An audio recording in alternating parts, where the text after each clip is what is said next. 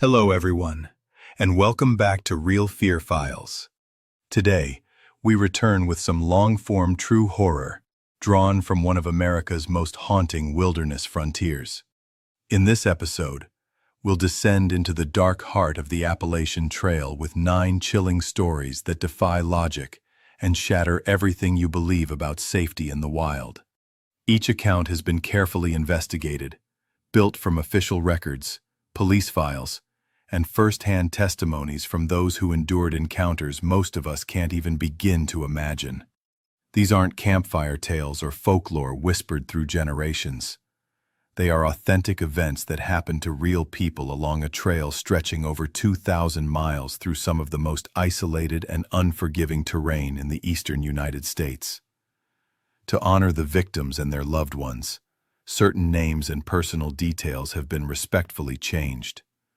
But the terrifying truth of what occurred remains unaltered and deeply unsettling. If you're new here, be sure to subscribe to RealFear Files for daily true horror stories that will haunt your nights. Don't forget to hit the notification bell, because you never know when the darkness will call again. One of the darkest moments ever recorded along the Appalachian Trail began with a young woman named Brooklyn, who believed that traveling with a companion meant safety. She would soon learn the cruelest lesson of all, that the most dangerous predators in the wilderness often wear human faces and hide behind easy smiles. Brooklyn was 24, a graduate student from North Carolina who thrived on independence and outdoor adventure. For months, she had carefully planned a 100-mile section hike through Virginia. Her itinerary was simple: 2 weeks of trekking, staying at shelters when she could, camping solo when she couldn't. She studied the maps, absorbed trail guides, checked weather reports, and packed her gear with methodical care. Everything seemed ready. Everything. Except the one thing no one ever expects: another person's hidden intentions. On the 3rd day of her journey, fate placed her on a collision course with the man who would forever change her life. That morning, Brooklyn awoke in a wooden trail shelter near Pearisburg, Virginia. 3 other hikers had shared the spot the previous night, but they left early, their footsteps fading into the trees. Brooklyn lingered, taking her time as she boiled coffee and watched the fog peel away from the mountaintops. It was peaceful, the kind of solitude that drew her to the trail in the first place. By late morning, she shouldered her pack and set off northward, alone and content. She had been walking for nearly 3 hours when she heard footsteps behind her, quick, steady, closing the distance. A man's voice called out a friendly greeting, and moments later he appeared from around the bend. Brooklyn stepped aside, letting him pass as trail etiquette demanded. But instead of moving ahead, the man slowed and matched her pace. He introduced himself as Marcus, or so he said. He appeared to be in his early 30s, tall and wiry, his skin weathered by long days under the sun. A faded baseball cap shaded his face, and his gear looked worn but well cared for. He seemed like any seasoned hiker. Something about him, the easy conversation, the confidence, lowered Brooklyn's guard. Marcus was effortlessly charming. He asked about her route, laughed at his own missteps from an earlier through hike, and spoke of the trail as if it were an old friend. When he mentioned that he was also stopping at Jenkins' shelter that night, Brooklyn felt relief. That shelter, she knew, sat in a particularly isolated stretch of the trail. The idea of having company there felt like a comfort, maybe even a bit of safety. They walked together for the rest of the day. The rhythm of hiking side by side soon felt natural. Marcus pointed out landmarks, offered tips about the terrain ahead, and told her about his supposed work as a freelance photographer. He even showed her pictures on his phone: mist-drenched valleys, crimson sunsets over ridgelines. Everything about him seemed normal, harmless. As the afternoon faded, the forest turned gold in the low light. They reached the shelter just before nightfall, a three-walled structure of rough timber with a fire ring out front and a bear box nearby for food storage.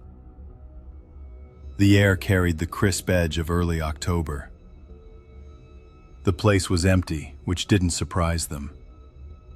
The thru-hiking season had long passed. Together they settled in. They filtered water from a nearby creek, cooked their simple meals, and hung their food in the metal box. Marcus built a fire, and the two of them sat beside it as night gathered around them. Sparks lifted toward a sky freckled with stars. Brooklyn remembered feeling grateful for his company, grateful for warmth, for conversation, for the fragile sense of companionship that can bloom quickly on the trail. By 10 o'clock, exhaustion set in. Brooklyn spread her sleeping bag on one end of the shelter's platform while Marcus unrolled his on the other, maintaining what seemed a polite distance. She changed clothes inside her bag for modesty, murmured goodnight, and switched off her headlamp. Marcus stayed awake by the fire for a while longer, feeding it until only embers glowed. Then he too lay down. The forest fell into deep silence. Crickets sang. The wind whispered through the trees. Brooklyn drifted off, feeling, for the last time, safe. She woke to a hand clamped hard over her mouth. A weight pressed down on her chest. Her mind took a heartbeat to register what was happening. Then panic flooded her body. She could smell the smoke from his clothes, hear his ragged breathing inches from her ear. "Don't scream," he hissed. "Don't fight. Don't make a sound." The voice was wrong, stripped of all warmth, cold and controlled. The same voice that had laughed beside her hours before now carried a chilling authority. What followed, Brooklyn has chosen never to describe publicly. Out of respect for her, the details remain her own. What matters is that she survived. Even in the grip of terror, she stayed alert, calculating, waiting for the smallest opening. When Marcus loosened his hold, just for an instant, certain of his dominance, Brooklyn's instincts exploded into action. She drove her elbow backward with every ounce of strength she had, striking his ribs. His breath caught in surprise. She twisted free, scrambled out of her sleeping bag, and ran. Barefoot, she burst into the night, her heart hammering. She didn't stop to grab her pack or shoes. She didn't look back. Branches lashed at her face and tore at her feet as she plunged blindly into the forest. Behind her, Marcus shouted, his voice no longer calm, now edged with fury, crashing through the underbrush in pursuit. The darkness was absolute. She could barely see a few feet ahead. Rocks and thorns sliced her soles, but pain was meaningless next to the desperate need to get away. She ran until her lungs burned, until her legs gave out beneath her. Finally, she collapsed behind a fallen log, pressing herself into the cold earth, every muscle trembling. For hours she hid there. Marcus's voice echoed through the woods, coaxing, then threatening, then coaxing again. He promised he wouldn't hurt her if she came back. His footsteps crunched close enough that she could hear leaves shifting under his boots. But the same darkness that had swallowed her path now shielded her from his sight. Gradually, his voice drifted farther away. The forest returned to its natural rhythm. Wind, insects, distant owls. She stayed motionless, afraid to breathe too loudly. Only when the gray light of dawn began to touch the trees did Brooklyn dare to move.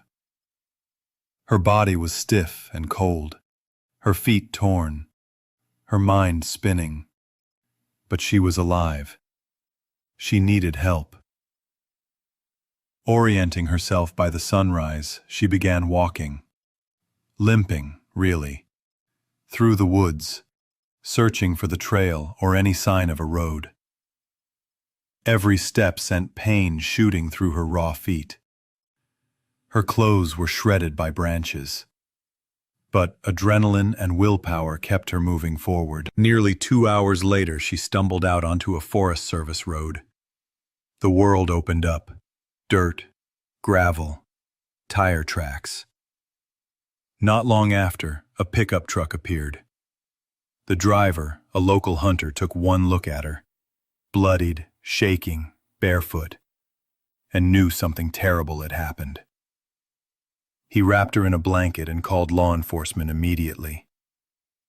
Within 30 minutes, deputies arrived.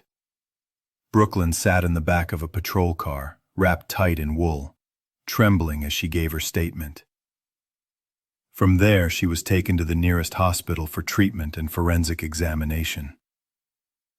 The manhunt for Marcus began at once. Based on her description, investigators searched the Jenkins shelter and the surrounding area. What they found there chilled even seasoned officers. Her pack was still inside. So were pieces of evidence that told a much darker story. The man who called himself Marcus didn't exist. His real name was Michael Davenport. He had a long record, including violent assaults in 2 different states. The charming traveler with a camera had been nothing more than a mask. He'd been drifting along the Appalachian Trail for months, living out of shelters, blending in among hikers. Police now suspected Brooklyn was not his first target, only the first to escape. 6 days later, Davenport was found in a small trail town about 40 miles north of the attack site. He had cut his hair, shaved his beard, and tried to change his appearance. But a store clerk recognized him from a wanted poster. Officers arrested him quietly. Among his belongings, investigators found several items linked to other missing hikers.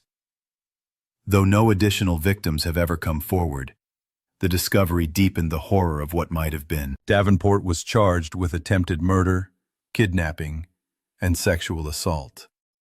The trial took place 8 months later. Brooklyn stood in the courtroom and faced him, the man who had tried to take everything from her. Her testimony was calm but devastating. The jury took less than 4 hours to convict him on every count. He was sentenced to 40 years in prison without parole.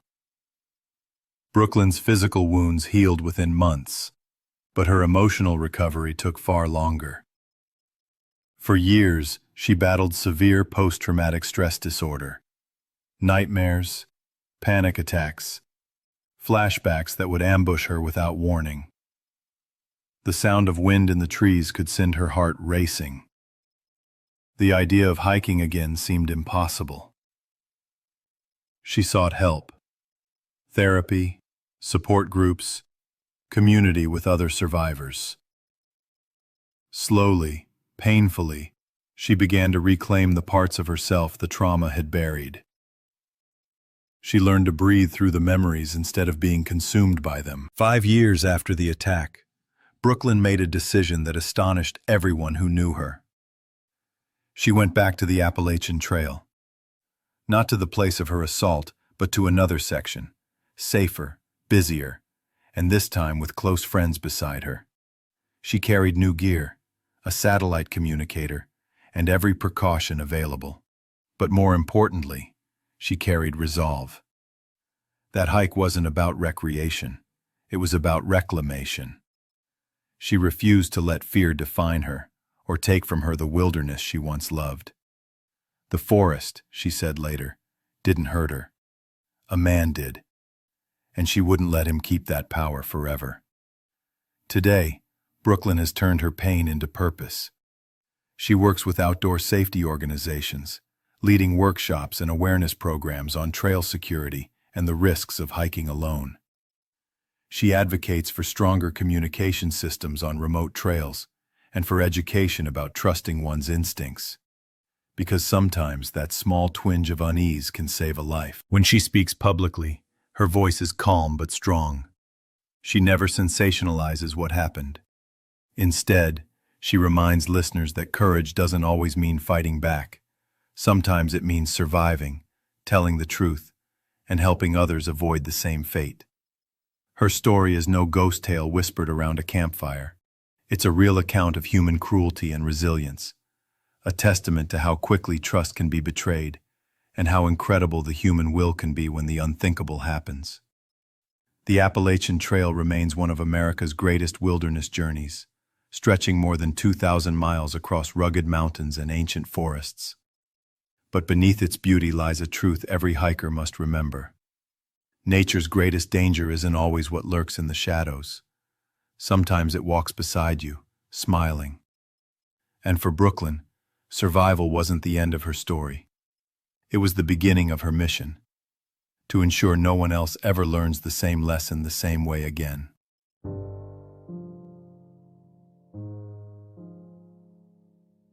Among the countless mysteries that haunt the Appalachian Trail, few have shaken the hiking community, like the unexplained disappearance of Hunter Mitchell. He wasn't a novice. He wasn't careless. He was one of those rare individuals who knew the trail like a second home, which made his sudden absence not just confusing, but deeply unnerving. When someone with years of wilderness experience and an encyclopedic knowledge of backcountry survival simply ceases to exist, it forces us to confront a chilling truth. Sometimes, preparation and skill are no defense against whatever waits in the wild. Hunter was 32 when he vanished. He'd spent nearly half his life on that trail, beginning at 19 and tackling it one section at a time, slowly piecing together the 2,200-mile journey that threads from Georgia to Maine. Unlike through hikers who try to finish it all in a single push, Hunter was a section hiker. He took it in parts, carving out time between work projects, logging his progress in careful detail. By the spring of his 32nd year, he was on the verge of completing his life's goal. Only 200 miles remained. A final stretch across Pennsylvania's rugged, rocky landscape. Friends described him as steady and precise. He worked as a geologist for an environmental consulting firm, a profession built on methodical thinking and risk evaluation, qualities that carried into every hike. Hunter never left without a trip itinerary filed with his family. He checked weather systems obsessively. He carried redundant maps, backup compasses, and extra batteries. He was cautious, maybe even overly so. To imagine someone like him simply vanish defied everything people knew about him. On May 14th, Hunter left his Maryland home before dawn and drove north toward Pennsylvania. The plan was simple: a 10-day hike, starting from the Delaware Water Gap and heading northward. 20 miles a day, ambitious but manageable for someone of his conditioning. He'd taken vacation time from work, tested all his equipment, and kissed his girlfriend Emma goodbye with the promise to check in every evening. For the first 3 days, everything went perfectly. Each night, Hunter called Emma, his tone upbeat and calm. He told her about the rocky ridgelines that shredded boot soles, joked about the blisters forming on his feet, and described the crisp May air that made hiking in Pennsylvania both beautiful and punishing. He sounded content, even excited, knowing he was days away from completing a journey over a decade in the making. On the evening of May 16th, his last call came from near Lehigh Gap. He told Emma he was ahead of schedule, that the weather was holding steady, and that he'd make his final push with time to spare. It was a short, ordinary conversation, the kind couples have 1,000 times. And then the call ended. Emma didn't know it then, but it would be the last time she'd ever hear his voice. When Hunter didn't call on May 17th, Emma didn't panic. The Appalachian Trail is notorious for spotty cell coverage. She assumed he was in a low signal area and that he'd call the next day. She sent him a few lighthearted texts. "How's the trail today?" and "Miss you, be safe," which showed as delivered but unread. By the second night without contact, unease began to creep in. Hunter had told her he'd researched this section and expected decent reception. She tried calling again and again. Every attempt went straight to voicemail. Sleep was impossible.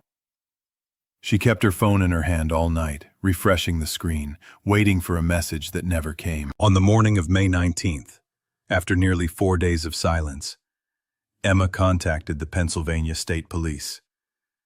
She explained Hunter's reliability, his exact route, and his obsessive attention to safety. The officer who took her call initially assumed it was a simple delay. Maybe Hunter had lost track of time. Maybe he'd extended his trip. But as Emma described his habits in more detail, the check-ins, the logs, the structured planning, the officer's tone shifted. Within hours, a search operation was initiated. The first teams began their search around Lehigh Gap, the last place Hunter had confirmed his location. They combed the trail in both directions, checking shelters, scanning trail registers where hikers often sign in. At the Leroy A. Smith shelter, they found his familiar handwriting dated May 17th. The entry was brief and routine. Day 4. Good progress. Weather holding. HYOH. That common hiking acronym, Hike Your Own Hike, would become the last trace of Hunter Mitchell anyone would ever find. From that point, search efforts intensified. Teams expanded their radius. Canine units were deployed. Helicopters swept overhead, using thermal imaging to pierce through the dense canopy. Volunteers, many of them experienced hikers, joined the effort, scouring side trails and ravines. But there was no trace. No broken vegetation, no footprints leaving the path, no sign of struggle. It was as though he had stepped off the map entirely. Then, on May 21st, 6 days after he was last heard from, a discovery only deepened the enigma. Searchers found what they believed to be Hunter's final campsite, about 3 miles north of the Leroy A. Smith shelter. At first glance, it looked ordinary. A small clearing just off the main trail, leaf litter cleared for a tent site, the faint circle of ash from a campfire. But the details told a stranger story. His backpack leaned against a tree, fully packed. His tent was half-pitched, the stakes in the ground but the rainfly not yet secured. Inside lay his sleeping bag, unzipped, as if he'd stepped away for a moment and planned to return. Nearby, a cooking pot sat beside the cold ashes, the dried remnants of pasta clinging to its sides. Everything appeared as though Hunter had simply stood up mid-task and walked away. Even more peculiar, certain key items were missing. His water filter, headlamp, and first aid kit were gone. These were not things a hiker would leave behind while exploring camp. They were what one carried constantly. It suggested he'd intended to come back quickly, maybe to fetch water, relieve himself, or check something nearby, but never did. Search coordinators proposed several theories. Perhaps he'd gone down to a stream to collect water and gotten turned around. But those who knew Hunter scoffed at the idea. He was an expert navigator who prided himself on situational awareness. Getting lost within shouting distance of his own tent seemed impossible. Tracking dogs were brought in, given a scent sample from his clothing. They caught a trail leading away from the campsite, but only for about 50 yards, ending abruptly at a shallow creek. The dogs circled, confused. On the other side of the water, the scent was gone. No footprints. No drag marks. Nothing. It was as if Hunter had walked into the stream and never come out. Weeks passed. The official search was scaled back after 14 days, though volunteers kept searching long after the state withdrew. Emma took a leave of absence from her job and relocated temporarily to Pennsylvania. She hiked the same sections he'd planned, stopping other hikers to show them his photo. She plastered flyers on trailheads, gas stations, and ranger stations. Online, she created pages dedicated to finding Hunter Mitchell, drawing attention from the hiking community across the country. Local news outlets ran the story. For a time, it was front-page material. The mystery of the missing expert hiker. But with no new developments, public interest waned. For Emma, however, time stood still. She refused to believe he was simply gone. Months later, she hired a private investigator specializing in wilderness disappearances. He retraced the steps of the original search, interviewed first responders, examined maps and terrain reports. His conclusion was maddeningly ambiguous. He believed something sudden and unexpected had forced Hunter to leave his campsite in haste. But what that was, he couldn't say. No evidence of an animal attack, no sign of foul play, no indication of a fall. Just absence. Theories multiplied online. Some speculated that Hunter might have encountered another person, someone dangerous, though the lack of any evidence for a struggle made that unlikely. Others wondered if he'd suffered a medical emergency, perhaps collapsing near the creek. But Hunter was healthy, athletic, and had undergone a physical exam only 2 months before his trip. Another theory pointed to the region's geology. Pennsylvania is riddled with abandoned mine shafts and sinkholes. Perhaps he'd stumbled into one concealed by undergrowth. But exhaustive searches revealed nothing of the sort near his campsite. And then there were the whispers. The darker theory that tied his disappearance to a handful of other unexplained vanishings along the Appalachian Trail. Over decades, countless hikers have been reported missing. Most were found later. Injured, disoriented, or worse. But a small number, like Hunter, have never been located at all. Some online investigators claim there's a pattern. Certain regions where compasses fail, where people vanish without trace. Authorities, however, have never found credible evidence linking the cases. As summer turned to autumn, and then to the frozen silence of winter, Emma's world shrank to a single purpose: finding him. She couldn't accept that the man who always came home, always kept his promises, had simply disappeared into the trees. She kept his cell phone number active, calling it just to hear his voicemail greeting, to remind herself that his voice still existed somewhere. She posted regular updates on social media, even when there was nothing new to report. Every few weeks, she contacted the state police, asking if they'd found anything. A clue, a bone fragment, a scrap of gear. The answer was always the same. No developments. Nearly a year later, as the snow melted from the ridges and the trail reopened for spring hikers, Emma organized one final search effort: a volunteer weekend. Dozens of people came. Friends, strangers, hikers who had never met Hunter but had followed his story online.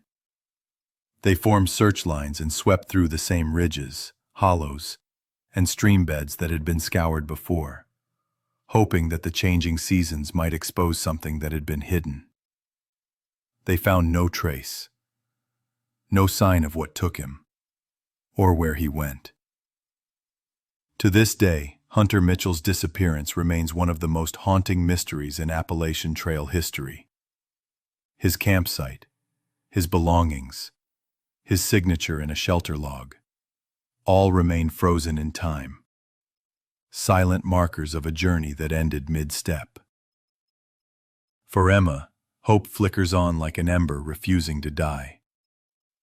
She still says that until there's proof otherwise, Hunter is somewhere. And for those who walk the trail now, his story is a quiet reminder, whispered by the wind through the trees, that even the most seasoned traveler can vanish into the wild, and the wilderness keeps its secrets well. Audrey Chen's disappearance is among the most perplexing and confounding mysteries ever recorded on the Appalachian Trail. Unlike more straightforward missing persons cases, where circumstances, while tragic, can at least be logically reconstructed, Audrey's case defies rational explanation. Every piece of evidence seems to contradict the others. The physical facts clash, and the deeper one delves, the more impossible it seems to make sense of what occurred. Audrey was 26 years old, a graduate student studying environmental science at a Virginia university. In early October, she joined a group of 7 fellow hikers for a 4-day section hike through the Shenandoah National Park portion of the Appalachian Trail. The party was composed of graduate students and young professionals, many of whom were already acquainted through a hiking club that organized regular excursions. Audrey had only recently joined the club, but she quickly became well-liked for her knowledge and energy, particularly her expertise in identifying local flora. The group's route had been planned meticulously over several weeks. They intended to cover roughly 40 miles over 4 days, camping at established shelters each night. Forecasts predicted mild temperatures and clear skies, ideal conditions for a fall hike. Everyone in the group was physically fit and properly equipped. On paper, the trip was set to be uneventful, even enjoyable, winding through some of the trail's most scenic stretches. The first 2 days went according to plan. The hikers moved efficiently along the trail, taking in the vibrant autumn leaves and enjoying the camaraderie that arises from shared physical exertion. Their first night was spent at Pass Mountain Hut, followed by Rock Spring Hut on the second evening. Audrey was cheerful throughout, photographing interesting plants and fungi, sharing snacks, and engaging warmly in the group's evening conversations. On the evening of October 9th, the group arrived at Bare Fence Mountain Hut just before sunset. The shelter was empty, granting them exclusive use of its modest interior. The structure was a standard 3-sided shelter with a raised platform, capable of accommodating roughly a dozen people. A spring lay about 200 yards down a side trail marked in blue, and a privy was situated a short distance away in another direction. The hikers followed their usual evening routine, filtering water, preparing dinner, and hanging food from the shelter's provided cables. Audrey appeared entirely normal that evening. Witnesses would later report that she showed no signs of stress, confusion, or atypical behavior. She ate with the group, laughed at jokes, and contributed to planning the following day's hike. By roughly 8:30 p.m., darkness had settled across the mountains, and the group began readying for sleep. Sleeping bags were arranged on the shelter platform. Audrey positioned herself in the middle of the row, nestled between 2 women she had befriended during the trip. Around 10:15 p.m., one of the men in the group, David, awoke needing to use the privy. He donned his headlamp and carefully stepped over sleeping hikers to exit the shelter. Before leaving, he glanced back at the group and saw everyone seemingly asleep, including Audrey. His trip to the privy took only about 5 minutes. When he returned, he went directly back to his sleeping bag, not checking on the others, and quickly fell asleep. Morning came around 6:30 a.m. The group intended to start early to take advantage of the cool morning air. Sarah, the woman who had slept beside Audrey, was the first to notice something was wrong. Audrey's sleeping bag was empty. Her hiking boots were lined up where she had left them the previous night, and her backpack remained in the shelter. But Audrey herself was gone. Initially, the group assumed she had risen early to fetch water or visit the privy. Sarah called out her name.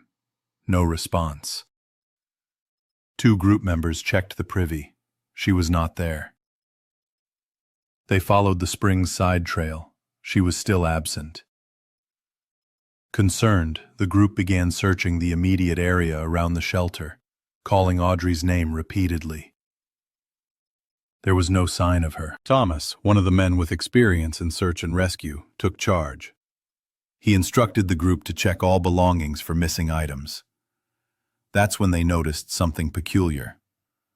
Audrey's boots were at the shelter.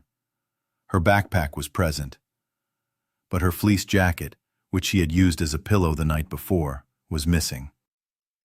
Nothing else had been taken. It appeared she had left the shelter in the middle of the night wearing only her sleepwear and that single jacket. Thomas quickly hiked to a nearby overlook to gain cell reception and called 911. Within the hour, park rangers arrived to coordinate a search effort. They individually interviewed each hiker, trying to establish a timeline and piece together any details that could explain her disappearance. Witness accounts were consistent. Audrey had been fine when they went to sleep, and she was gone when they woke. No one had heard or seen her depart during the night. Search and rescue teams deployed systematically, covering the terrain around Barefence Mountain Hut. Tracking dogs were brought in and successfully picked up Audrey's scent, which led away from the shelter and into the dense forest. The trail angled roughly northwest, diverging from the main Appalachian Trail. The dogs followed the scent for approximately 300 yards before it abruptly ended at a rocky outcrop.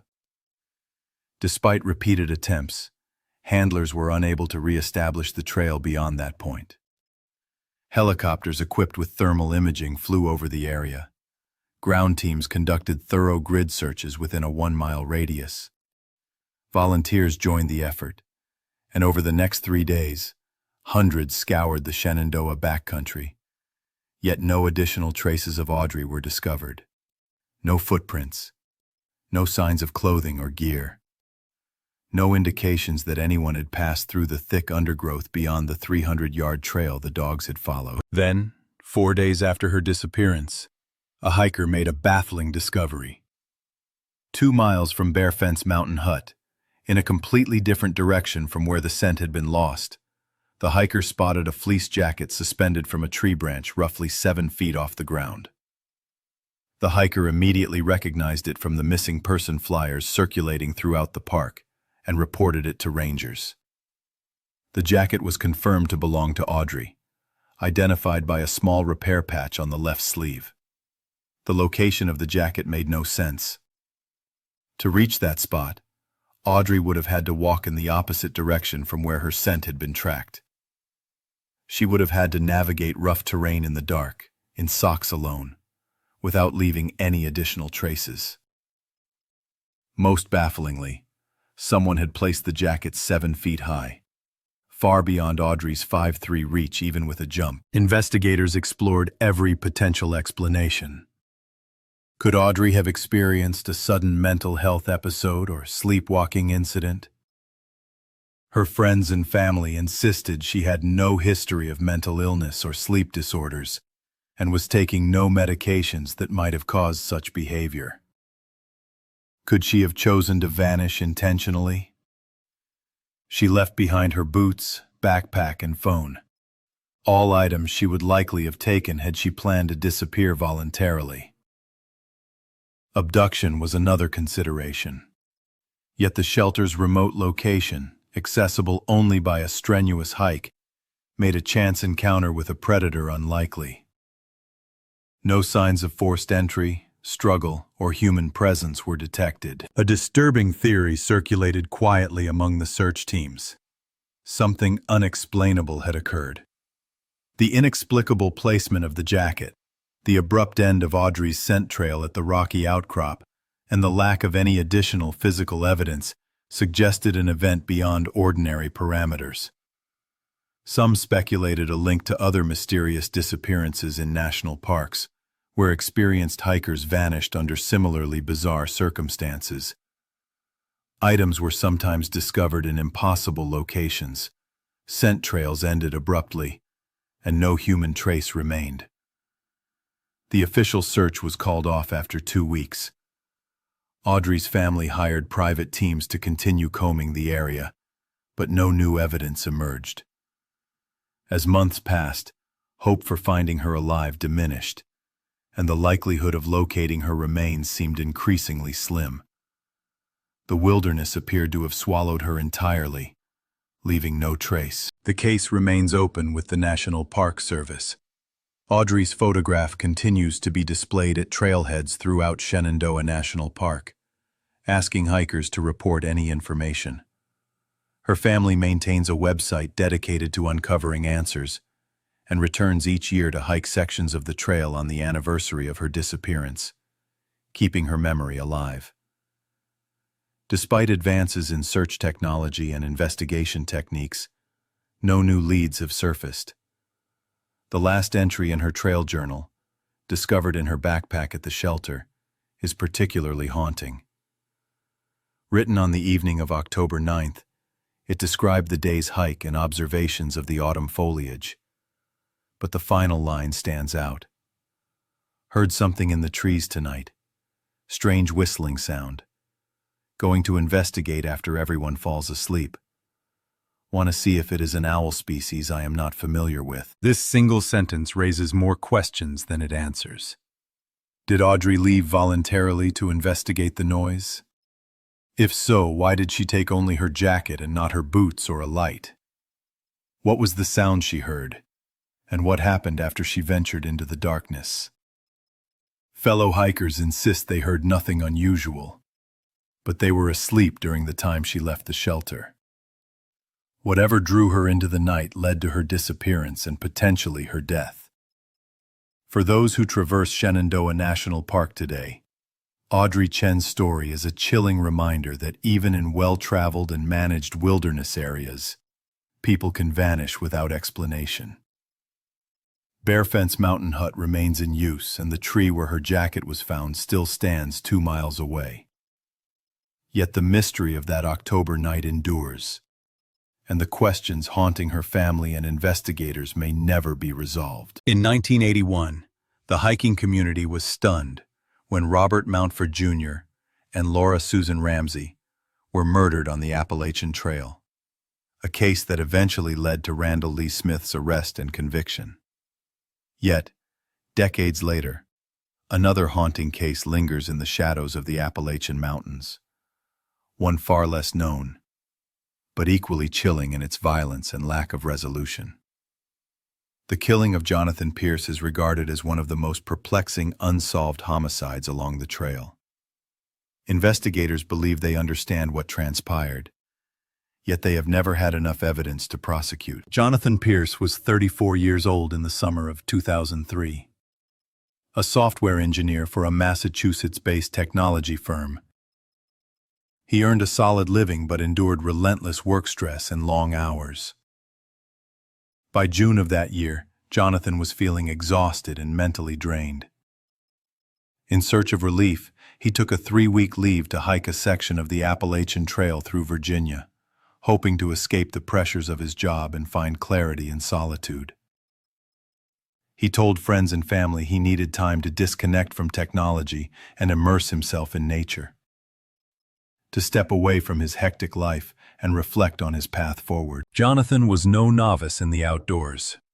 He had completed multiple week-long backpacking trips in New Hampshire's White Mountains and numerous overnight hikes along various parts of the Appalachian Trail. Physically fit and well-prepared, he carried proper equipment and possessed a solid understanding of wilderness safety.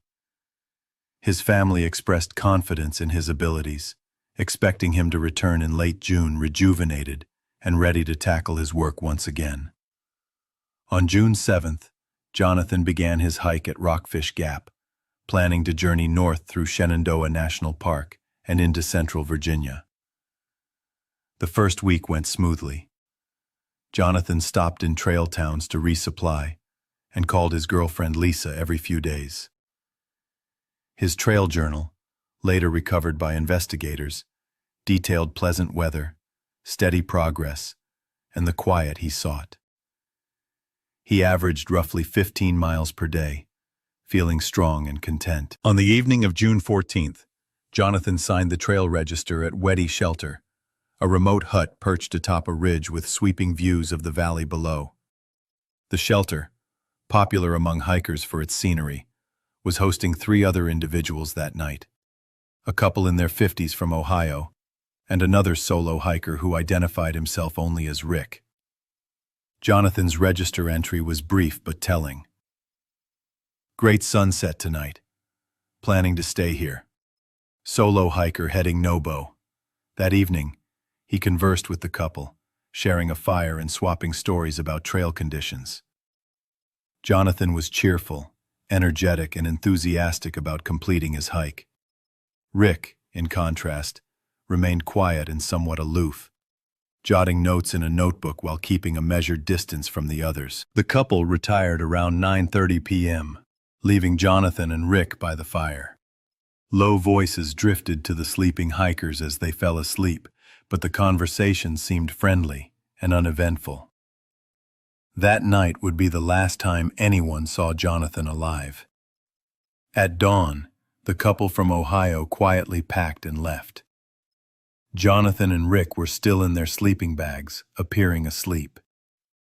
They assumed nothing was amiss. 2 days later, on June 16th, a group of hikers approached Weddy Shelter from the south. They immediately noticed something unusual. Gear and sleeping bags still laid out in the mid-afternoon sun, when most hikers had long since moved on. One hiker called out, but no response came. Approaching cautiously, the hikers made a horrifying discovery. Jonathan's body, lying in his sleeping bag as if merely asleep, but in reality, he had been executed with a single gunshot to the back of his head. The methodical nature of the killing suggested premeditation. There was no sign of struggle. Jonathan's belongings were scattered, as though rifled through. His wallet and some gear were missing, yet the majority of his supplies remained. Day hikers contacted authorities using a cell phone from a nearby overlook. Virginia State Police and National Park Service rangers arrived hours later to secure the scene. Investigators uncovered several critical details.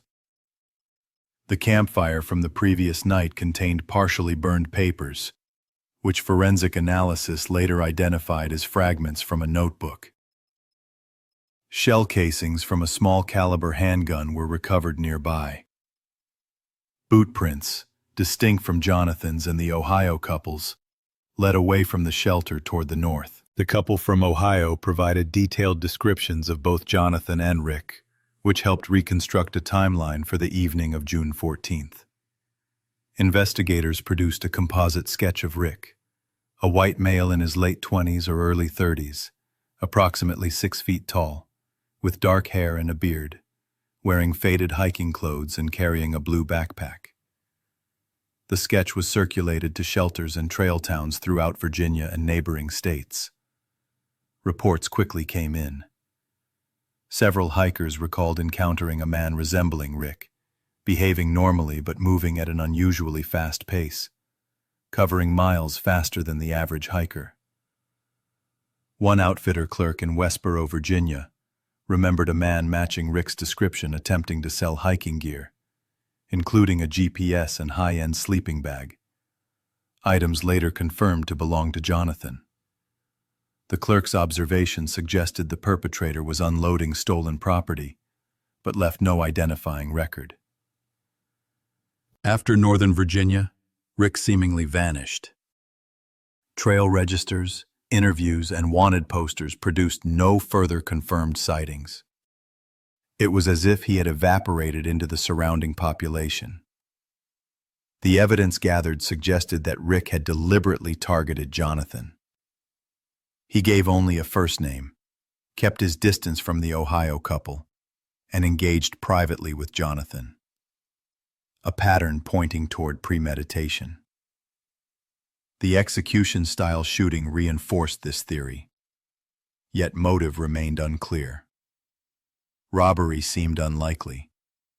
Jonathan had minimal cash and no highly valuable gear.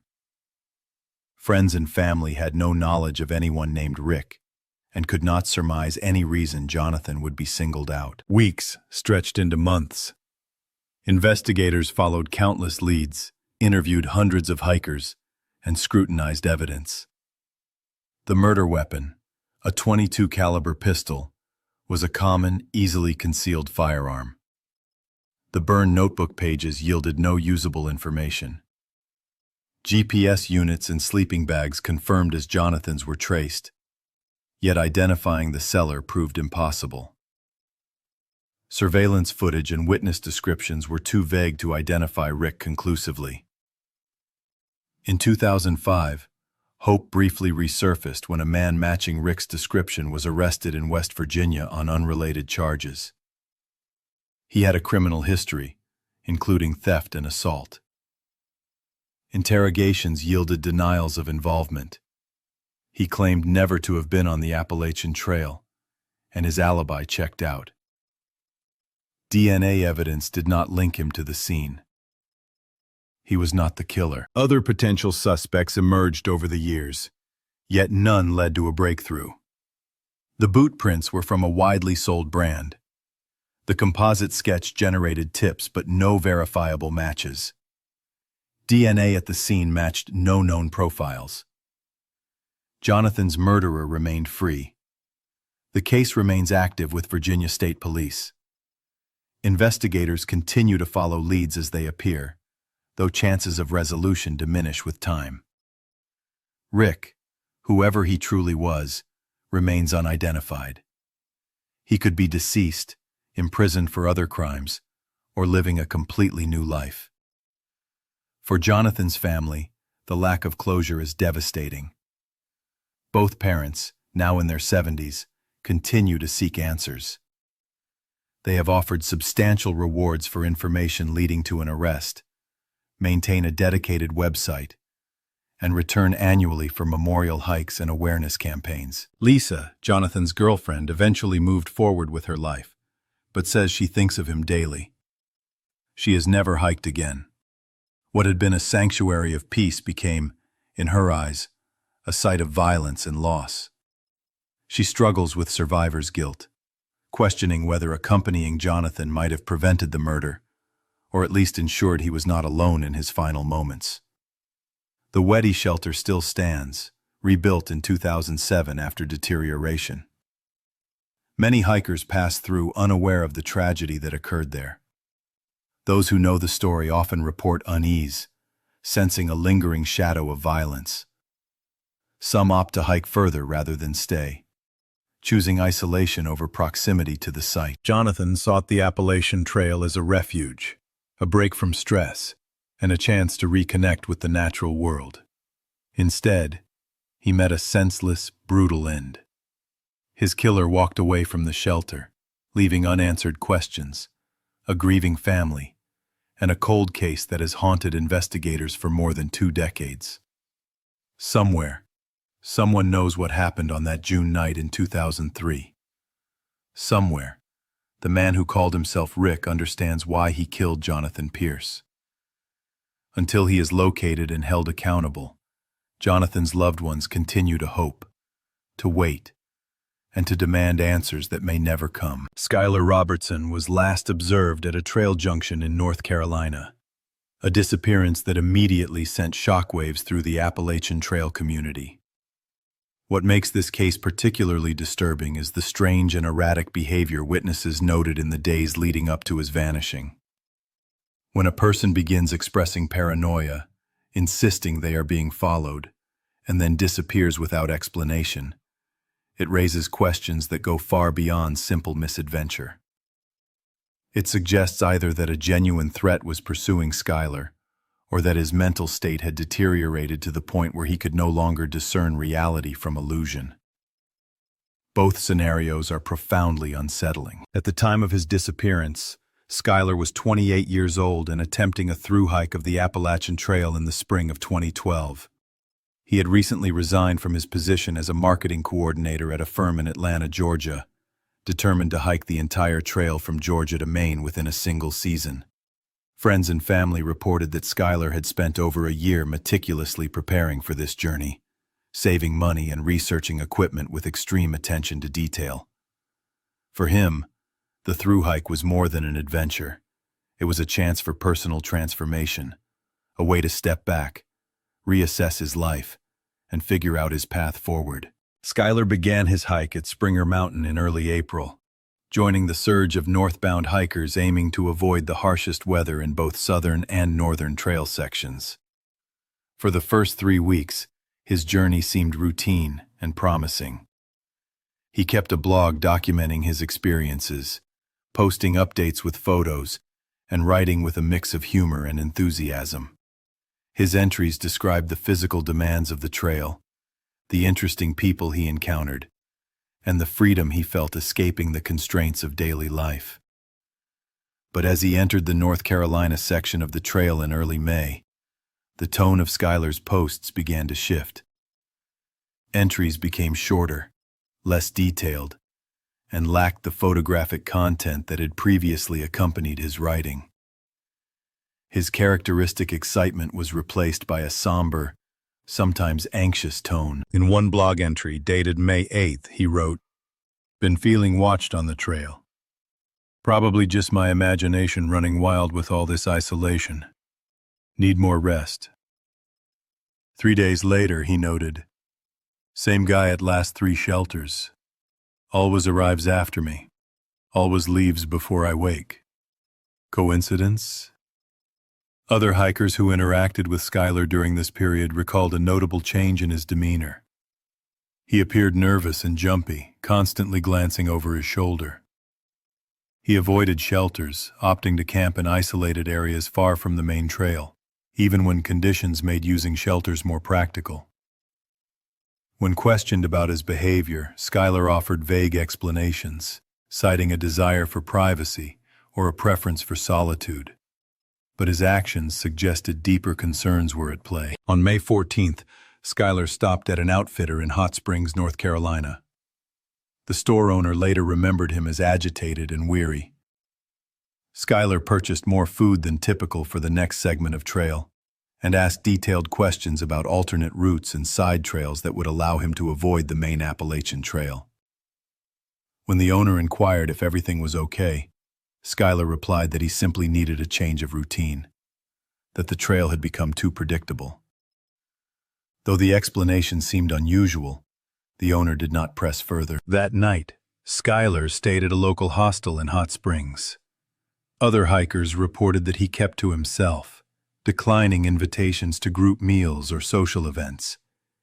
One hiker, a woman named Angela, who had been hiking at a similar pace, later recounted speaking with Schuyler about his apparent distress. According to her statement to police, he claimed someone had been following him for days, always staying just out of sight. When Angela asked for a description, Schuyler could not provide specifics, explaining that the person blended in like any other hiker, but that he was certain he was being stalked. Angela suggested the possibility that exhaustion and isolation might be causing paranoia, common issues for solo thru-hikers. She recommended taking a short break from the trail to rest and recover. Schuyler, however, became defensive, insisting that his fears were real.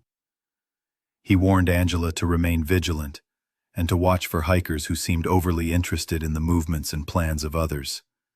This was the last known conversation Angela had with him. On the morning of May 15th, Schuyler departed the Hot Springs hostel before sunrise. He told the staff he wanted to start early to make up for lost time, signing the logbook at 5:30 a.m. and heading north along the Appalachian Trail. At least 4 other hikers reported seeing him that day. All noted that he moved unusually quickly, barely pausing to rest, as though racing toward a specific goal, or trying to put distance between himself and something unseen. The final verified sighting occurred around 3:30 p.m. at a trail junction approximately 10 miles north of Hot Springs, near the boundary of Pisgah National Forest and adjacent private property. A day hiker familiar with the area noticed Schuyler studying a map intently and appeared disoriented. When offered assistance, Schuyler explained he was searching for a side trail that would take him away from the main Appalachian Trail and into more secluded terrain. The local hiker pointed out several blue-blazed routes, warning that they led through rugged, sparsely traveled terrain with limited water and no shelters. Skylar thanked him and continued east along one of the side trails. That would be the last time anyone saw him. When Skylar failed to arrive at scheduled resupply points over the following days and his blog ceased updating, his family became alarmed. They attempted repeated phone calls to his cell, all of which went straight to voicemail. After a week with no contact, his mother reported him missing to North Carolina authorities. Search and rescue teams were mobilized to the area where Skylar was last seen.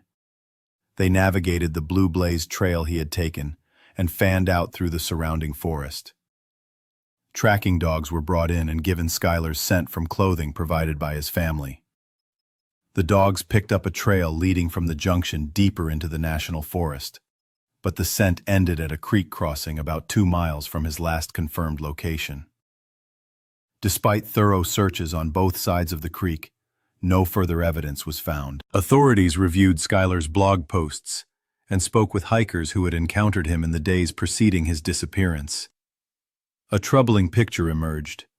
Skylar had been experiencing noticeable psychological distress during the final week of his hike. His insistence that he was being followed, avoidance of shelters, and decision to leave the main trail all suggested the possibility of paranoia or a mental health crisis. Yet there was another possibility that investigators could not completely dismiss. What if Skylar had been correct? What if someone genuinely had been stalking him? Though the Appalachian Trail is a well-traveled wilderness, it has had instances of predatory behavior. Hikers have occasionally been robbed, assaulted, or even killed. Could Skylar have noticed something real that others overlooked? Could he have identified a threat that truly existed? Police delved into Skylar's history and found no prior mental health issues. Friends and family insisted he had always been mentally healthy, with no history of paranoia or delusional thinking. His career performance had been solid, personal relationships stable, and there were no indications of personal crises. It was well known that the stresses of long-distance hiking can trigger psychological symptoms in otherwise healthy individuals. Yet the intensity and rapid escalation of Skylar's distress seemed unusual, even when accounting for trail-related pressures. Investigators also considered the possibility of a third party. They interviewed numerous hikers, checked trail registers, and examined photos taken by hikers in the area during that period. A few reported seeing a lone male hiker moving quickly and avoiding contact at shelters, but descriptions were vague, and no one could provide definitive details. It was possible Skylar had misinterpreted routine trail behavior as stalking. The official search continued for 3 weeks, but was eventually scaled back to periodic sweeps and follow-ups on tips. Skylar's family hired a private search team to conduct additional combing of the area, yet no trace of him was found. His blog froze after the entry from May 13th, which read simply, "Getting off the AT for a while. Need to clear my head. Will update when I can." He never did. In the years following his disappearance, there have been occasional unconfirmed sightings. One hiker claimed to have seen someone resembling Skylar in Tennessee months later. Another report suggested he might have appeared in a trail town in Virginia. None could be verified. Some speculated that Skylar had intentionally disappeared, using paranoia as a cover to start a new life. Those who knew him rejected the idea outright. He had strong family ties, close friends, and no apparent reason to abandon his life. Most experts, including law enforcement and wilderness specialists, consider the most likely explanation to be that Skylar experienced a mental health crisis triggered by exhaustion, isolation, and possible dehydration. In this vulnerable state, he made poor choices, including leaving the main trail for more remote terrain, where assistance was unlikely. He may have become disoriented, suffered an accident, or succumbed to exposure. The absence of a body is not unusual in rugged mountain terrain, where remains can be concealed by dense vegetation, washed away by streams, or scattered by wildlife. Yet the case leaves one haunting question. What if Skylar was right about being followed? The lack of evidence does not prove there was no other person present. It only indicates that if someone did pursue him, they did so with extreme caution, leaving no trace for investigators to find. The wilderness keeps its secrets, and in this instance, Skylar became one of them. His family continues to hold out hope for answers, though as the years pass, the likelihood of resolution diminishes. The trail junction where Skylar was last seen remains unmarked, an ordinary intersection within the vast Appalachian network. Hikers pass through regularly, most unaware that this spot marks the final confirmed location of Skylar Robertson before he vanished into the forest, leaving only unanswered questions behind. Aaron's story is perhaps the most chilling of all Appalachian Trail cases, because it involves not a single tragedy, but a predator who used the wilderness as his hunting ground. This is the account of a man who stalked hikers for years, and of Aaron Daniels, a hiker who came dangerously close to meeting him and survived to recount the ordeal. The story begins in May 1981, when two young hikers, Robert Mountford Jr. and Laura Susan Ramsey, were planning a quiet night at a shelter in Virginia. Both 27, they worked as social workers in Maine and were hiking the trail to raise funds for at-risk youth. They were idealistic and gentle, believing in the goodness of people and the healing power of nature. Tragically, that trust would cost them their lives. At the shelter that evening, they met a man named Randall Lee Smith, a local drifter, 30 years old. Smith was familiar with the trail and surrounding forests. His past contained trouble, but nothing had suggested he was capable of murder. Initially, he appeared friendly, joining the couple at their campfire and engaging in conversation. Yet as darkness fell, his demeanor shifted. Smith revealed weapons and attacked with shocking violence, shooting and stabbing the couple multiple times. Their bodies were later found buried beneath brush and dirt in their sleeping bags. Smith was arrested and eventually convicted of 2 counts of second-degree murder, with the evidence against him overwhelming. He was sentenced to 30 years in prison. But the story takes an even darker turn. Smith served just 15 years, released on mandatory parole for good behavior in 1996.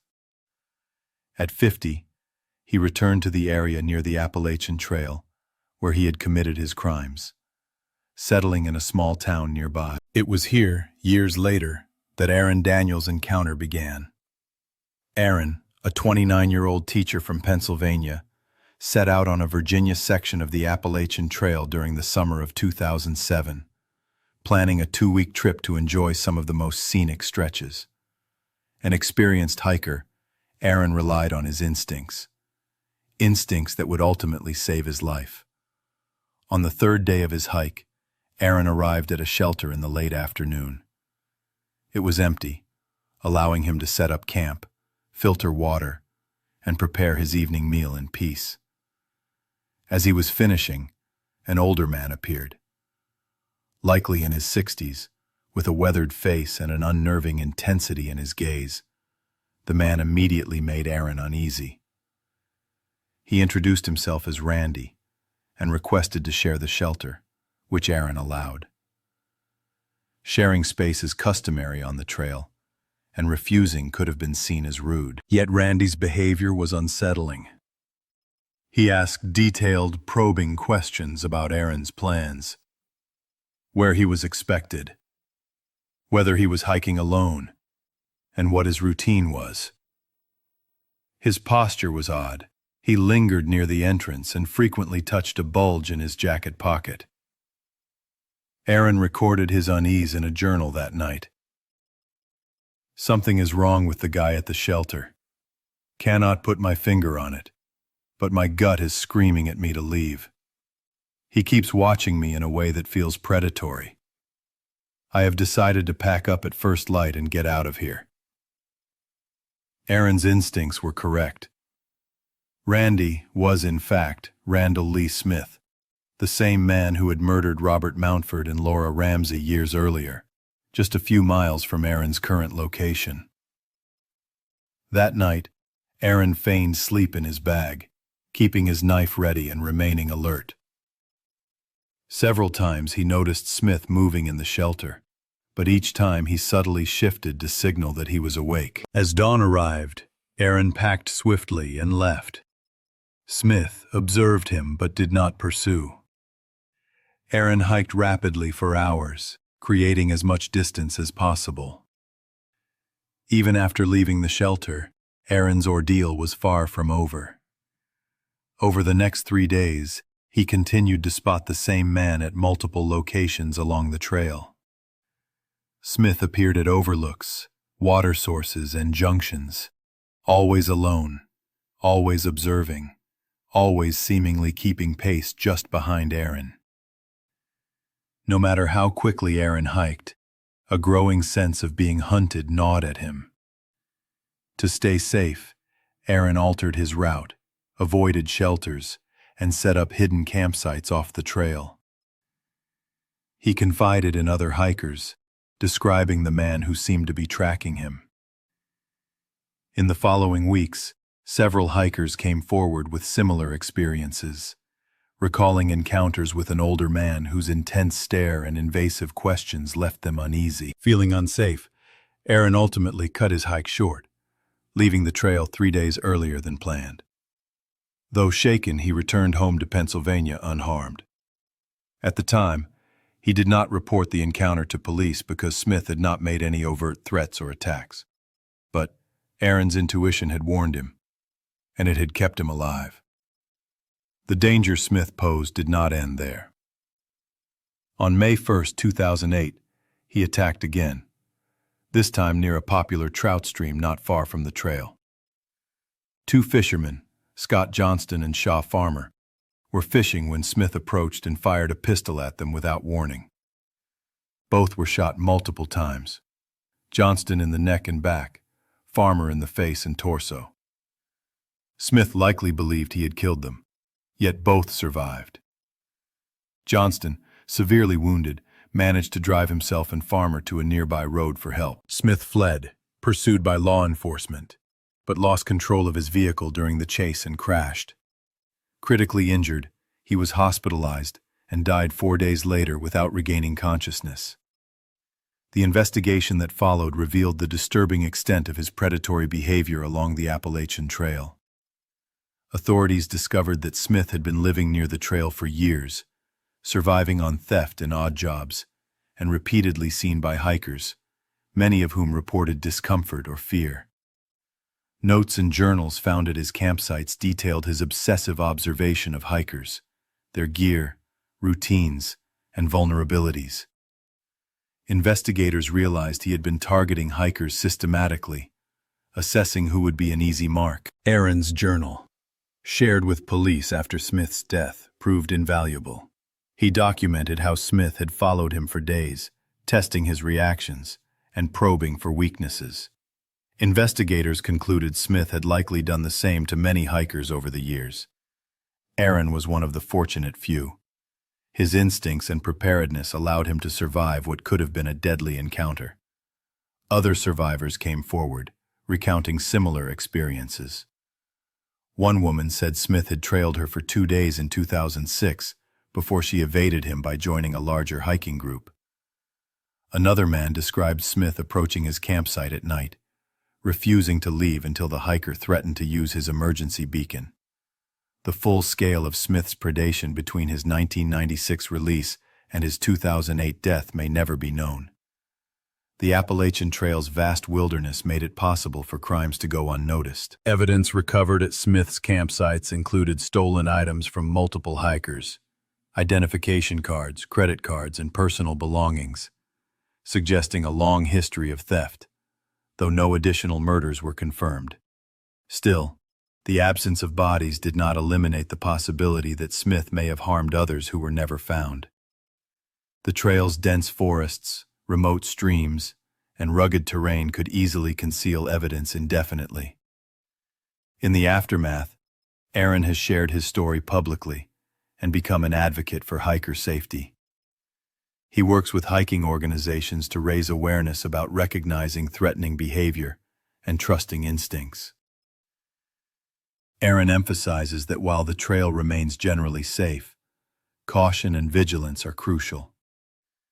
He encourages hikers not to be paralyzed by fear, but to always act on unease and maintain situational awareness. The shelter where Smith murdered Robert Mountford and Laura Ramsey was dismantled in 2000 and replaced at a new location. The original site had attracted morbid curiosity from hikers, some deliberately seeking it out because of its grim history.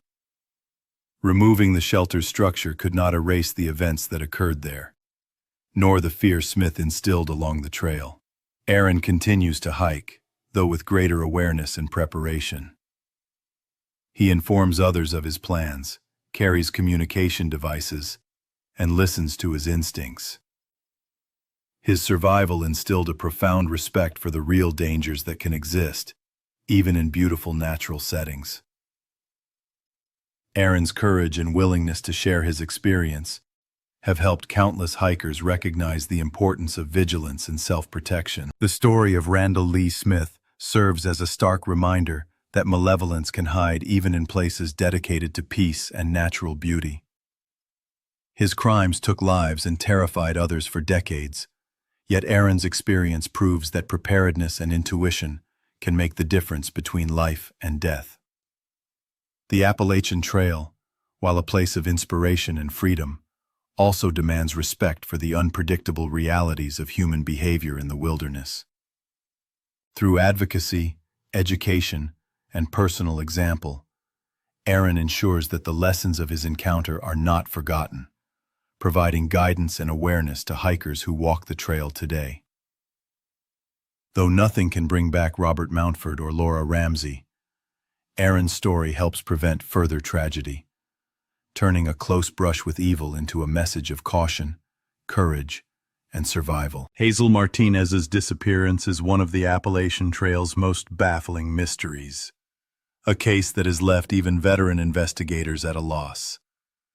While many trail vanishings can be traced to accidents, disorientation, or foul play, Hazel's case seems to exist in a realm entirely separate.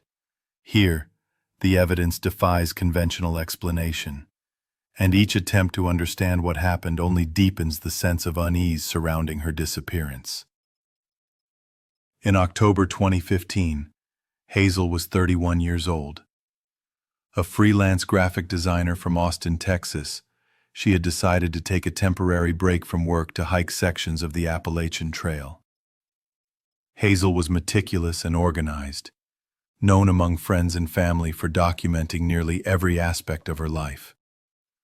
Her blog, social media accounts, and personal journals provided a detailed record of her experiences, a habit that would tragically amplify the strangeness of her final days. Hazel began her hike in early October, starting at Amicalola Falls State Park in Georgia, the southern approach to Springer Mountain, the official start of the Appalachian Trail. She intended to hike north for about 3 weeks, covering the Georgia and North Carolina sections before returning home. The first week of her journey was marked by enthusiasm and careful observation. Her blog posts described the rugged beauty of the trail, the changing autumn foliage, and the hikers she met along the way. Photographs showed sweeping vistas, wildlife encounters, and smiling self-portraits at scenic landmarks. By October 12th, roughly 10 days into her hike, however, the tone of Hazel's entries began to shift. Her posts became shorter, less detailed, and tinged with unease. Photographs no longer captured broad landscapes, but focused on tree trunks, shadows, and shapes in the distance that were hard to identify. On October 13, she wrote a post that hinted at a creeping sense of dread. Something felt off in the woods. Though she passed other hikers, she noticed that no one met her gaze. Her readers asked for clarification, but Hazel did not respond, leaving the unease in her posts unresolved. On October 15, Hazel uploaded a photograph that would later become central to the investigation. Taken at dusk, the image depicted a section of forest near the trail. It was slightly blurred, but in the space between two trees appeared a dark shape, vaguely humanoid, but unnaturally tall and oddly proportioned. Hazel's caption read, "Third time I've seen these figures watching from the tree line. Always at dusk, always standing still. When I try to get closer, they vanish.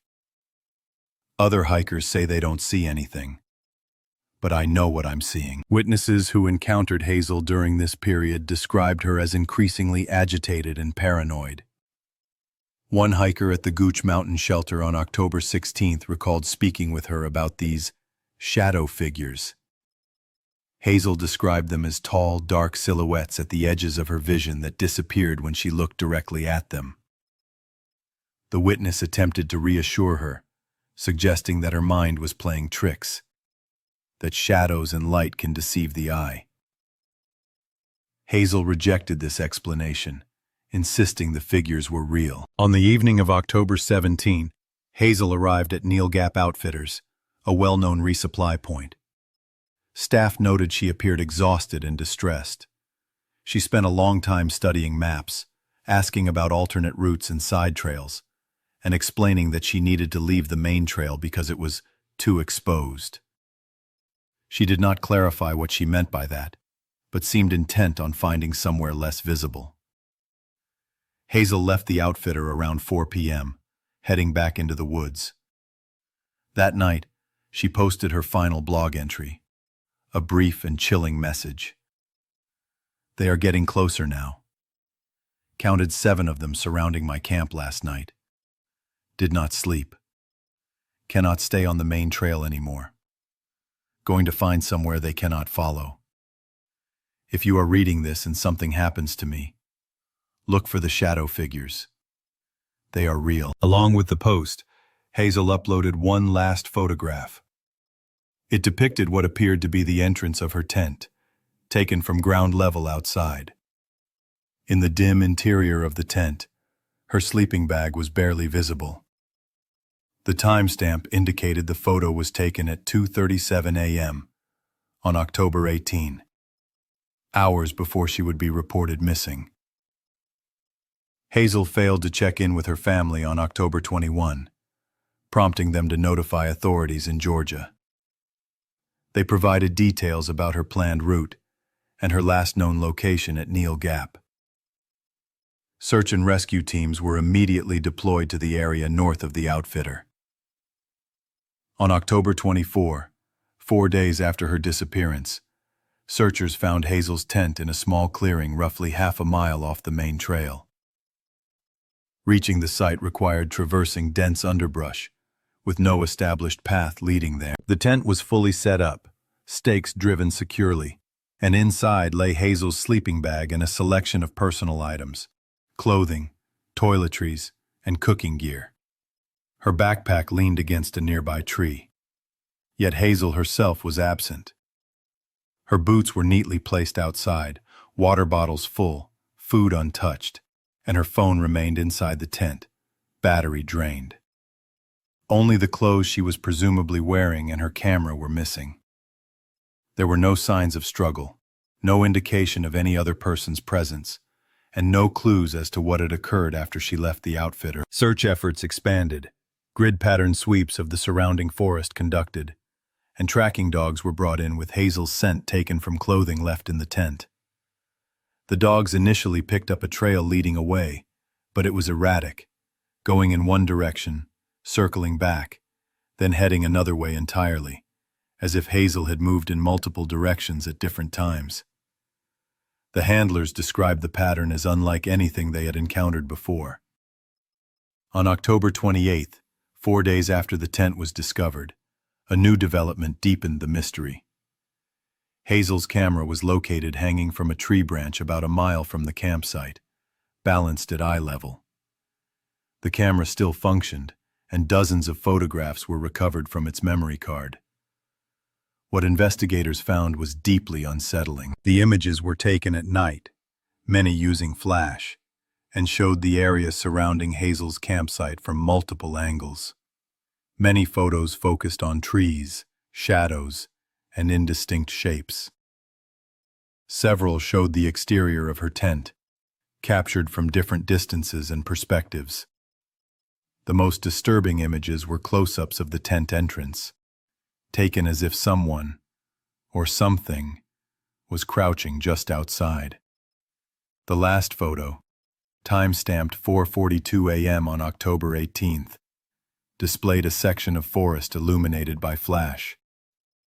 In the center was a dark figure, partially obscured by a tree. The shape was extraordinarily tall, possibly 7 or 8 feet, vaguely humanoid, yet impossible to identify with certainty. It could have been a trick of light, a tree, a fallen log, or something else entirely. Forensic analysis confirmed that none of the images had been digitally altered.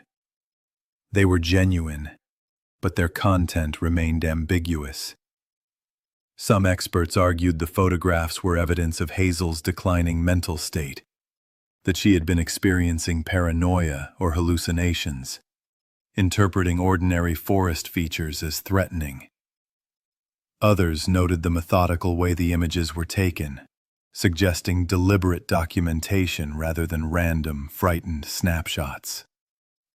Psychiatric experts reviewed Hazel's blog posts and witness statements. Some suggested she might have experienced a psychotic episode, possibly triggered by exhaustion, dehydration, or an undiagnosed mental health condition. Wilderness isolation, coupled with physical stress, can occasionally provoke psychological crises in otherwise healthy individuals.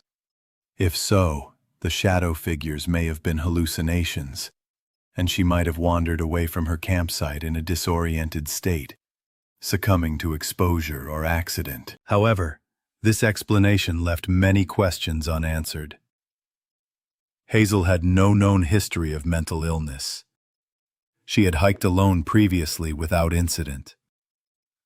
Friends and family emphasized that she was stable and capable prior to her trip. Most perplexing, if she had become disoriented and wandered off, where did she go? Searches of the surrounding terrain were exhaustive. Ravines checked, streams combed, every likely hiding or accident spot examined. Nothing was found. The official search continued for 3 weeks before being scaled back, with intermittent follow-up searches in subsequent months as snow melted and terrain became accessible. Yet no trace of Hazel, no remains, no additional gear, no clues, was ever discovered. Her family has maintained a dedicated website to keep attention on the case, conducting private searches and sharing updates with the public. Despite these efforts, the passage of time has made the possibility of finding Hazel or uncovering what happened increasingly remote. The photographs she left behind, particularly the final image of the dark, towering shape, continue to fuel speculation. Some believe they hint at something unexplained in those woods. Others see them as documentation of a mind in crisis. For hikers aware of Hazel's story, it serves as a haunting reminder of how quickly conditions can deteriorate in the wilderness, and how perception and reality can blur in isolation. Whether the shadow figures were hallucinations, tricks of light, or something entirely unknown, Hazel Martinez vanished without a trace. Her case remains unsolved, her fate a mystery. The last photograph she captured, a dark, ambiguous figure among the trees, poses a question that may never be answered. What did Hazel truly see in those woods? And why, despite exhaustive searches, has she never been found? The Appalachian Trail keeps its secrets, and Hazel is among them, leaving behind only questions, photographs, and a chilling void where a life once ventured into the forest and disappeared forever. In 2009, Thomas Brennan was found dead at Blood Mountain Shelter, under circumstances that have never been fully clarified. Deaths along the Appalachian Trail usually fall into clear categories: accidental deaths, deaths from violence, or disappearances. But some cases, like Thomas's, defy easy classification. Nothing about the scene fit neatly into any known explanation, leaving investigators with more questions than answers.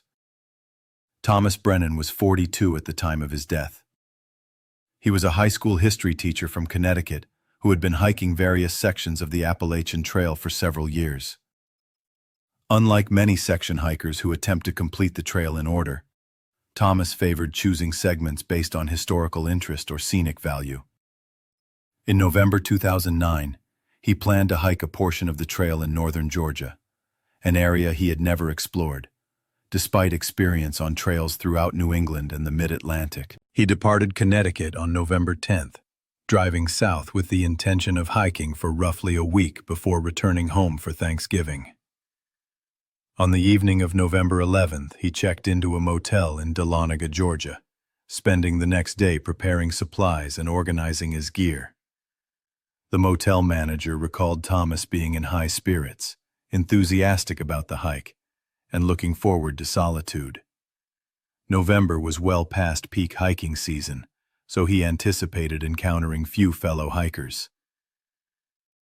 On the morning of November 13th, Thomas drove to Neil Gap's Mountain Outfitter, leaving his car before starting north on the Appalachian Trail. According to a note he left on the dashboard, he planned to cover about 30 miles over 4 days, ending at Unicoi Gap, where he would hitch a ride back to his vehicle.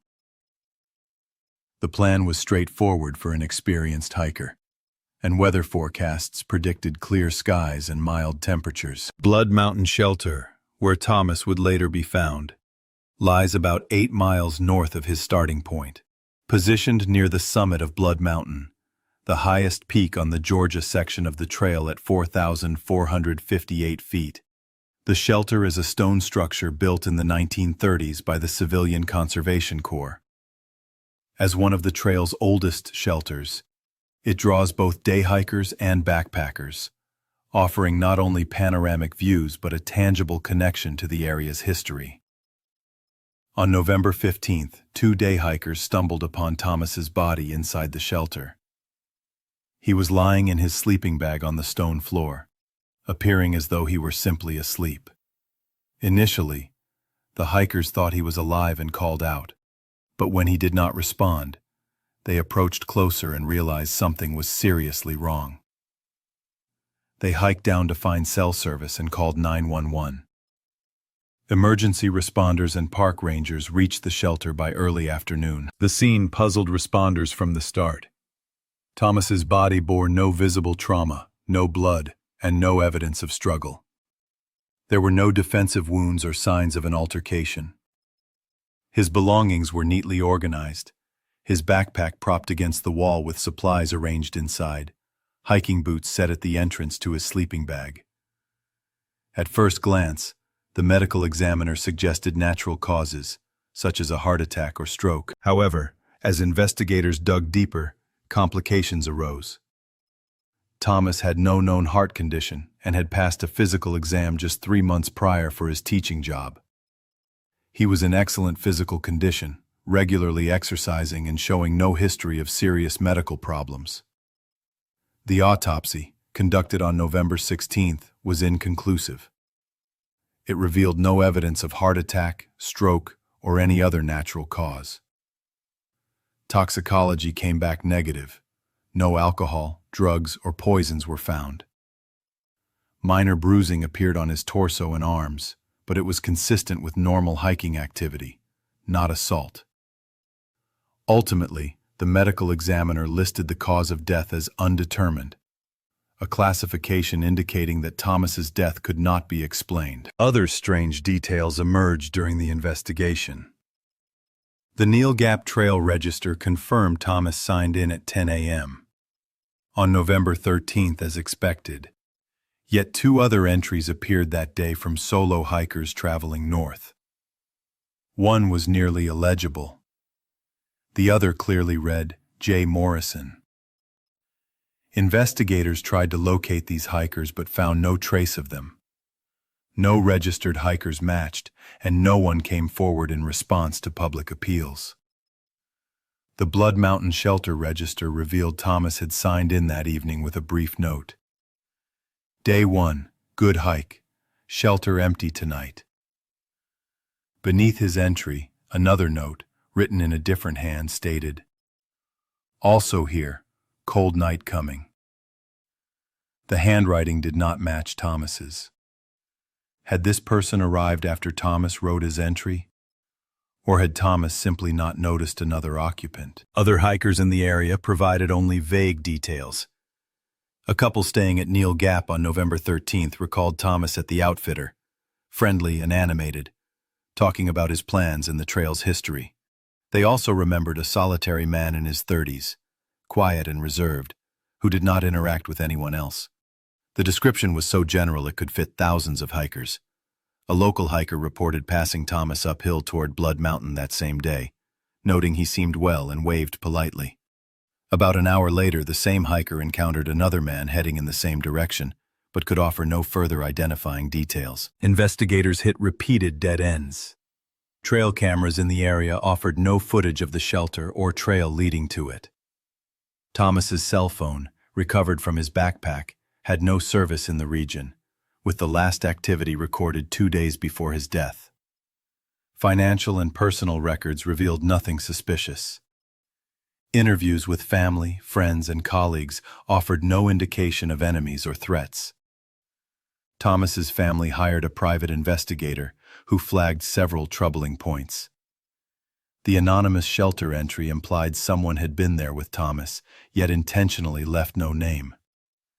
The minor bruising could suggest subtle restraint or physical contact. Most unsettling, Thomas's wallet contained no cash. Records indicated he had withdrawn $200 before leaving Connecticut, money that vanished without explanation. The investigator speculated that Thomas might have been killed, perhaps suffocated, leaving minimal physical evidence, and made to appear as if he died naturally. Yet this theory raised many questions. Why target Thomas, who carried no valuable gear and had no known enemies? Why choose a shelter where others could appear at any moment? A highly visible location. Another theory proposed that Thomas might have suffered an undetectable, rare medical event.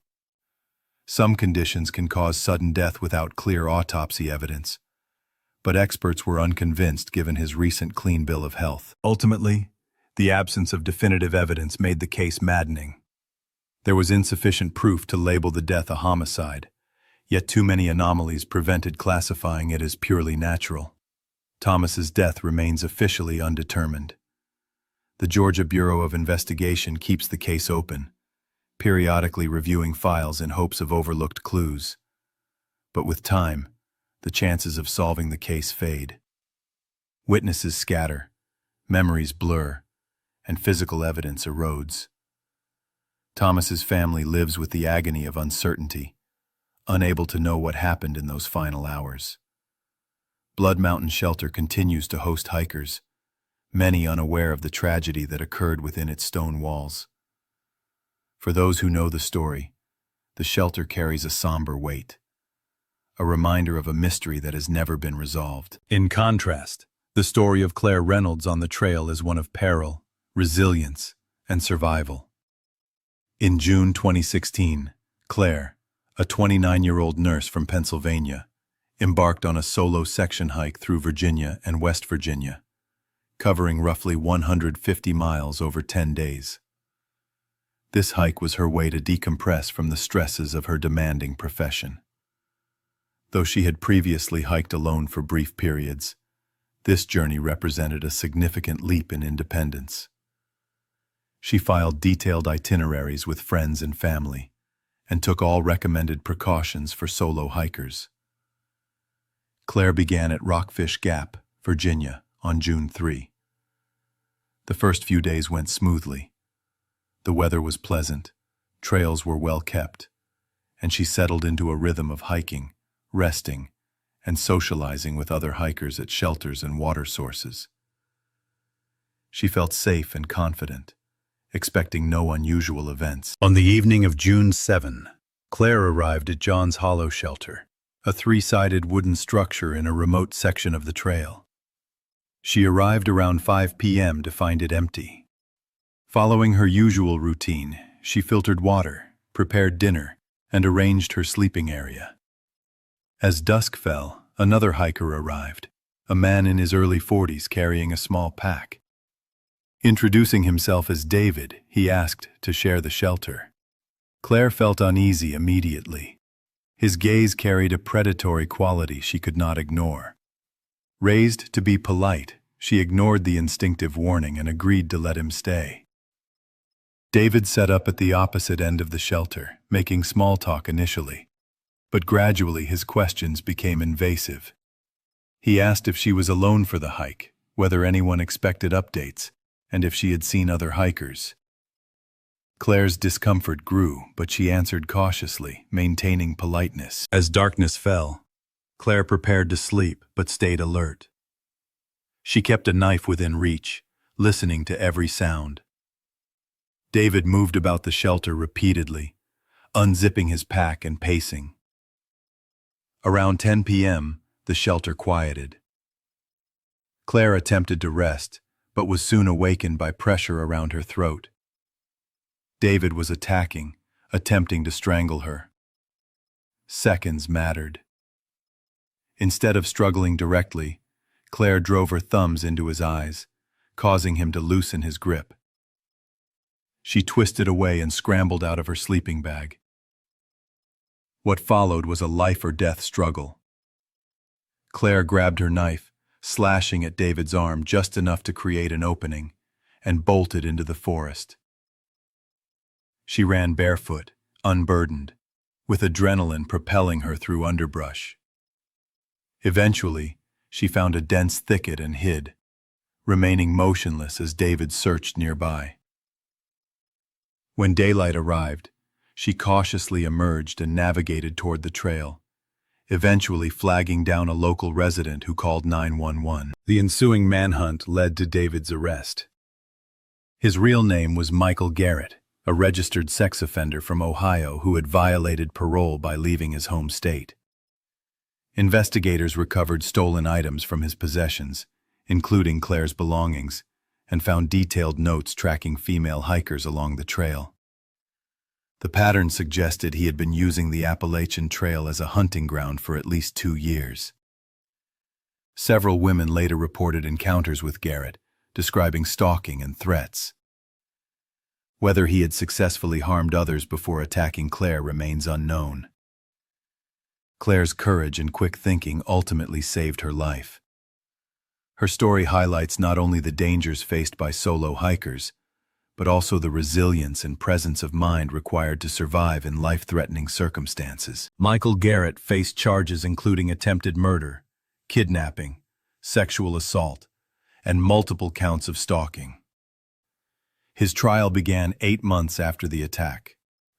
During the proceedings, Claire Reynolds took the stand and recounted the events of that night with remarkable composure.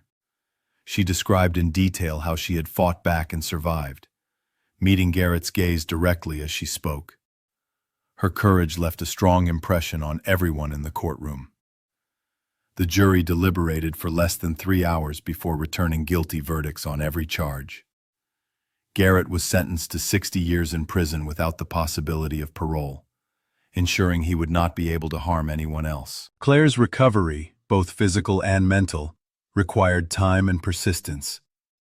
The injuries to her throat healed in a few weeks, and the cuts and bruises on her feet and legs gradually faded. Yet, the emotional scars ran much deeper. She experienced post-traumatic stress, with nightmares, flashbacks, and sudden panic attacks. To address the trauma, Claire sought therapy and joined support groups for survivors of violent crimes. Slowly, with great effort, she began to reclaim her sense of security and personal autonomy. A year after the attack, Claire made a decision that surprised everyone who knew her. She returned to the Appalachian Trail, not alone, and not to the same area where the assault had occurred. Instead, she organized a group hike with other women who had faced violence or trauma. Together, they completed a 20-mile section in Pennsylvania, supporting one another every step of the way. The hike was not only a physical journey, but an emotional reclamation of the freedom and joy the trail once represented for them. Today, Claire has become a passionate advocate for hiker safety. She collaborates with outdoor organizations to develop educational programs focused on recognizing dangerous behaviors and responding to threats effectively. She speaks at conferences, writes articles, and shares her story widely, emphasizing two critical lessons: trust your instincts and defend yourself if attacked. Claire attributes her survival to her refusal to remain passive, to her determination to fight back even when the situation seemed hopeless. Her story serves as a reminder that, while the Appalachian Trail is largely safe, dangers do exist. Predators like Garrett exploit the trail's remote sections and the trusting nature of the hiking community to target vulnerable individuals. Yet, Claire's experience also underscores the power of resilience. Courage, preparation, and decisive action can transform a potential victim into a survivor. Her bravery in resisting Garrett not only saved her own life, but helped stop a dangerous individual from potentially harming others for years. By coming forward and testifying, Claire ensured that Garrett would face justice. Beyond that, her willingness to speak publicly about her ordeal has educated countless hikers about the realities of trail safety and the importance of staying vigilant in isolated environments. Her story has inspired many to take precautions, to trust their instincts, and to advocate for themselves when faced with danger. John's Hollow Shelter, the site of the attack, remains on the Appalachian Trail. In the wake of the incident, the trail community added signage to raise awareness, advising hikers to remain alert and report suspicious behavior. For Claire, and for other women who could have become Garrett's victims, the shelter carries a dual significance. It is a place marked by trauma, but it also stands as a symbol of survival, resilience, and the strength that emerges when we refuse to be defeated by fear or violence. Claire's journey demonstrates the human capacity to reclaim power after a terrifying event. The Appalachian Trail, though serene and picturesque, can be dangerous when predators exploit its isolation. Yet, her story proves that knowledge, preparation, and the will to fight can make the difference between tragedy and triumph. John's Hollow Shelter, once a scene of potential harm, now embodies both caution and hope, reminding hikers of the vigilance required on the trail and the extraordinary courage that can arise when survival demands it.